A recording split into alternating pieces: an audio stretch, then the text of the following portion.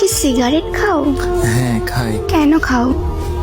কেন খাই তা তো বলতে পারবো না, বাট আমার যদি একটা নির্ঘুম রাত আপনার হাতে উঠে দিতে পারতাম তাহলে আপনি হয়তো বুঝতে পারতেন কেন আমি সিগারেট খাই। এখন থেকে আর খাবা না। কেন খাবো না? আমি বলছি তাই। আপনি বলছেন মানে? কে আপনি? আর আমার সম্পর্কে আপনি কি বা জানেন? জানি না, আমি বলছি তাই শুনতে হবে। সরি আপু, মাফ করবেন, আমার পক্ষে আপনার এই কথাটি রাখা কোনোভাবেই পসিবল না। আচ্ছা, আরেকটা কথা, তুমি কি রাত জাগো? রাত জাগা পাপীরা অবশ্যই রাত জাগবে, এটা নতুন কি? এটা বলার কি আছে? আজকে রাত থেকে ভালো ছেলেদের মতো ঘুমাই পড়বা। আজও তো আমি আপনাকে চিনিও না, আর আপনার কথা আমি শুনবো বললেই হবে নাকি? জি, বললেই হবে। আর মুখের উপরে তো কথা বলো কেন? মেরে সোজা বানিয়ে দিব। আপনি ভাবতেছেন আপনার এসব নরম নরম কথাই আমি গলে গিয়ে নিজেকে পরিবর্তন করে ফেলবো, বাট এটা কোনোভাবে সম্ভব না আপু। আমি অগোছালো ছিলাম আর অগোছালোই থাকবো, আপনার এসব কথায় কোনো কিছু আমার যায় আসবে না।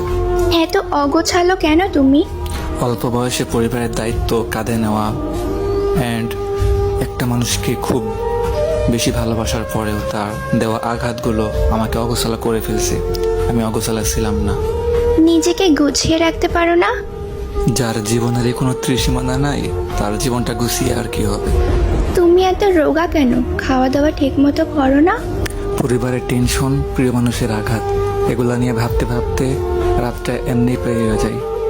সকালের খাবারটা ঘুমিয়ে ঘুমিয়ে পার হয়ে যায়, আর দুপুরের খাবারটা কাজের ফাঁকে কখন যে খাই বা না খাই কোনো ঠিক ঠিকানা থাকে না। আর রাতের খাবার তো বন্ধুদের আড্ডায় ভুলেই যায় খাবারের কথা।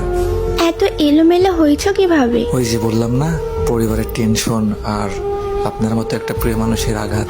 ও আচ্ছা, আসলে তোমার জীবনের মানুষটা ভুল, এই জন্য তুমি ঠকে গেছো। হয়তো বা আপনি ঠিক বলছেন, বাট ওরে ভোলা আমার পক্ষে সম্ভব না। কিন্তু এভাবে জীবন চলে না। কালকে থেকে সকালে তুমি তাড়াতাড়ি উঠবা, উঠে ফজরের নামাজ পড়বা, দিন নাস্তা করবা, তারপর সারাদিন আমার সাথে কথা বলবা।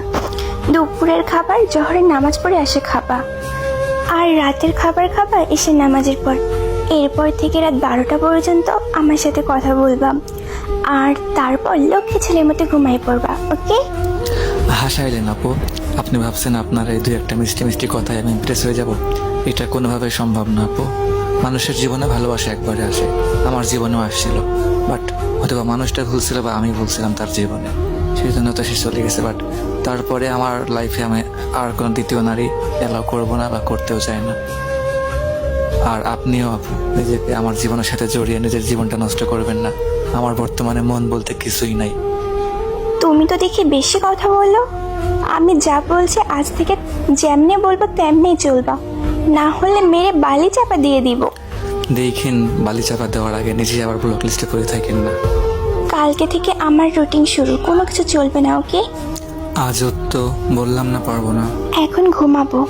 ওকে, বাই, আল্লাহ হাফিজ। জানি না কখনো নিজেকে পরিবর্তন করতে পারবো কিনা, বাট আমার মতো যারা যারা এমন সিচুয়েশনে পড়ে আছেন বা কখনো পড়ছেন, তারা একটু তাদের ফিলিংসগুলো আমার কমেন্ট বক্সে শেয়ার করে যাবেন প্লিজ। অ্যান্ড যদি আমার এই ভিডিওটা ভালো লাগে থাকে, সবাই প্লিজ কষ্ট করে একটু ভিডিওটা বেশি বেশি শেয়ার করে দিবেন। অ্যান্ড আমার ওল্ড যে 90কে ফলো